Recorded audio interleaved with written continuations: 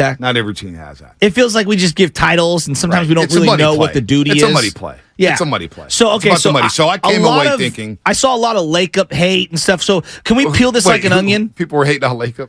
Well, he's a little odd. Not odd, but. When you're a billionaire, you're eccentric, not odd. Exactly. You're not allowed to be odd. No, you're not allowed to be odd. He was trying to get his jokes off or whatnot. And, so here's the big thing. I would love to be eccentric. Who's the top decision maker with the Golden State Warriors? Because we keep hearing about groupthink and, we're making decisions as a group. But here's what Joe Lacob had to say about that.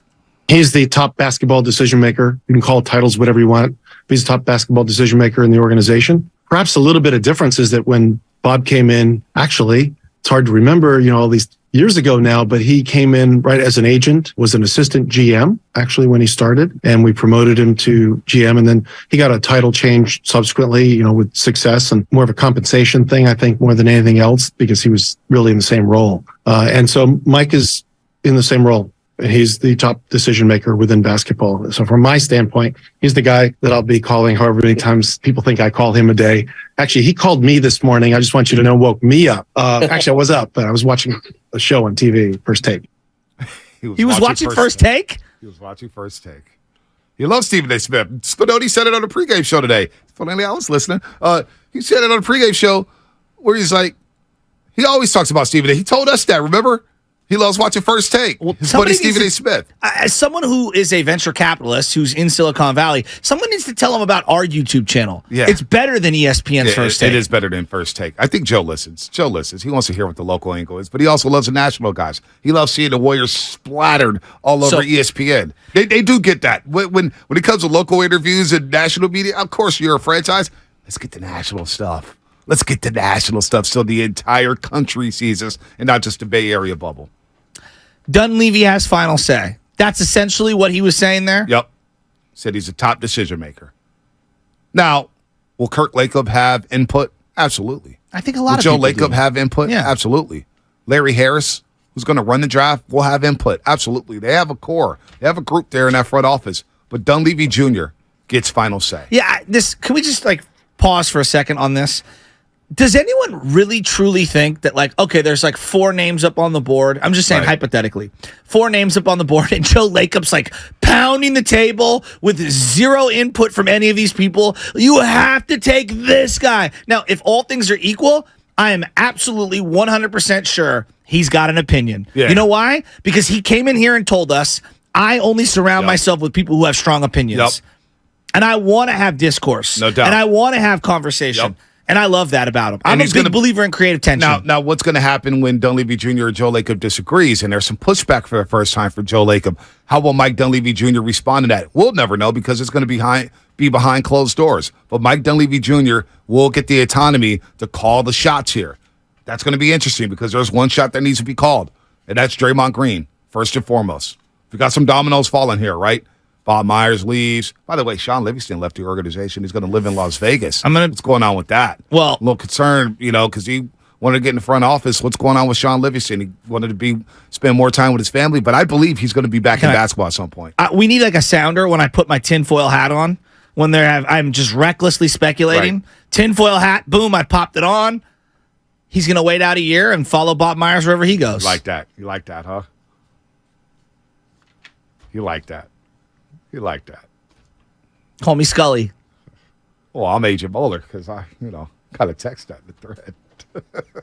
David Duchovny. Monte has no idea. Does that make you the cigarette smoking man? No, I know about the X-Files. Used to come on Sunday nights. My mom would always watch it. There'd always be a family gathering. The intro always kind of freaked me out. It got a little strange. By season 4, season 5, it was going all over the place. Well, they tried to loop in the movie, and he had to work. So okay, Sean Livingston's leaving, but I'm not going to lie. But he'll probably be back with Bob Myers. But to me, it did feel like, oh, boy. Well, Jama left. Boy, it feels like a mass exodus. Jama Malalela left. He goes back to Toronto to be a little more comfortable. But there is also uncertainty with the coach staff beyond next season. But I also Steve think Kerr, what is he going to do after next season? So guys are kind of looking at the tea leaves saying, okay, Sean's looking like, okay, Bob Myers brought me in.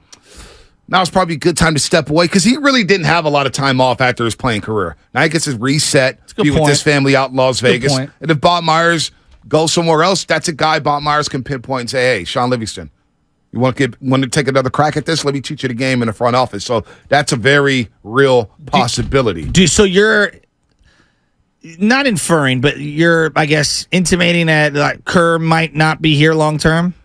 I don't know what's going to happen with Steve Kerr.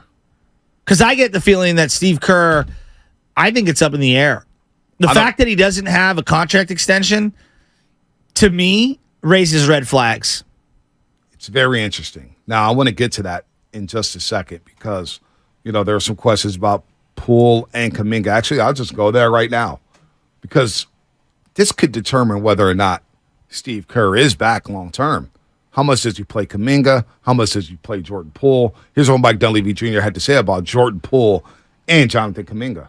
We love having those guys here. Jordan, especially with his contract extension, plan to have him here for 4 more years at least. And then Jonathan's, he's shown really good progression and growth, I think, in his first couple of years. Unfortunately for him, I think the playing time hasn't been there. And so that's on all of our shoulders to figure out how do we get him in the game more. That's on Jonathan's shoulders to improve and make the right adjustments to his game, as well as, our front office, our coaching staff, figuring out what works. So both those guys, really, really good young players we're pleased with. They have great value around the league.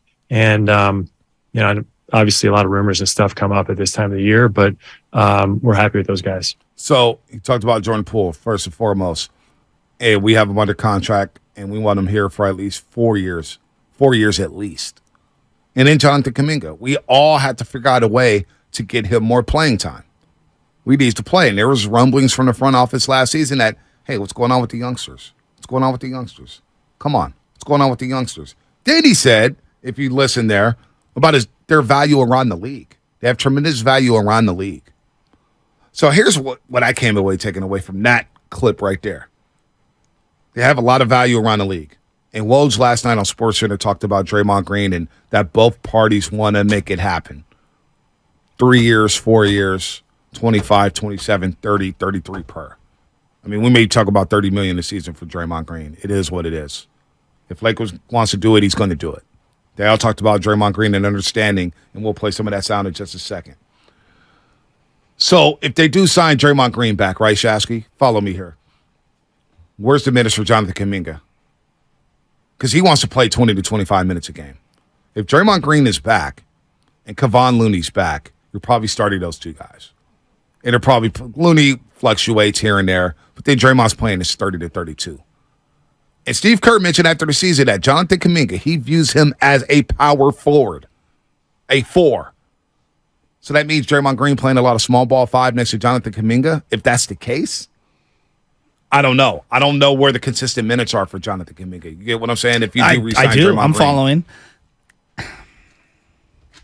I don't know. I can see it both ways. I know everyone's going to glom onto value around the league. I think that's also a way of kind of reminding your own fan base, like, these guys are still guys that we like. I don't think that necessarily means, that they're going to trade them. Mm-hmm. I could be reading the tea leaves way wrong. I think Draymond's walking. I think both sides are saying a lot of fluff. Why do you think that? Because it's just, to me, like, the fact that it's gotten to this point, wouldn't you have ordered? You knew where this was going. Like, how you should have opted out and boom, have an immediate extension. Like, if you really wanted to get this done in silent, you should have been figuring this out. You've had weeks, months. You knew this was on the books. You know if you want someone. They should have been back channeling this. The fact that it's gotten this far down the road, I'm very skeptical that they're going to get a deal done. Well, it feels like both sides, Draymond's and the Warriors, are both bracing for putting it out there PR-wise. Hey, we tried. That's what it feels like to me. Here's what Dunleavy Jr. had to say about Draymond Green. See, I think the opposite. You think the opposite? I actually would be shocked if Draymond was not a Golden State Warrior. Now, Draymond right now with LeBron James in France, chilling. That's cool. Here's what Dunleavy had to say about the roster and wanting Draymond Green back. I think first and foremost, like it's been said, to be able to get Draymond back would be huge. From there, we would love to make improvements to the point of, can we add some shooting? Can we add some more versatility? And can we add some connectivity? Whether that's, their ball handling, passing, veteran experience. I think we've talked to the coaching staff. We talked to our players. We have a good sense of kind of what we need to do. And fortunately, it's nothing drastic, but there's some things we can do around the margins and, make a move here or there, then we're going to be open to it. And then what Draymond Green means to the organization, per Joe Lacob. He's been a spectacular player for us. We would not have these championships without his involvement. No question. I think everyone understands that in this room. He's meant a lot to this franchise. He's a bit of a controversial player, perhaps in some corners around the league, and certain things that have happened over the years. And he knows that. We know that. But the good overwhelms the bad, is what I would say. He probably needs to improve, just like we all do, and get better at certain things. And we probably need, as Mike said, to improve as an organization in some ways, for sure. But he's meant a lot. And I think if he does come back, that he will be very important to our success, certainly going forward in the next few years. That's Joe Lacob. So where are we at? 888-957-9570. How does this end? Is Draymond Green back? I have a hard time not seeing Draymond Green back with the Golden State Warriors because I'm going to take them at their word. Do you think it's this legitimate thing where they're allowing Draymond to see what he can get, and then they'll get a final offer to match or go? Yeah, this is a negotiation tactic, right? We're going to opt out, which you knew he would do. He's opting out 10 days ahead. He's chilling with LeBron in France. Draymond Green and Rich Paul are weighing all options. Again, the most underestimated thing about the NBA right now is that Rich Paul and Clutch Sports have a stranglehold over this league. What they want is what they get. And reporting. And they control the narratives from Shams and Woj. Woj is getting straight up information from Rich Paul. Straight from Rich Paul.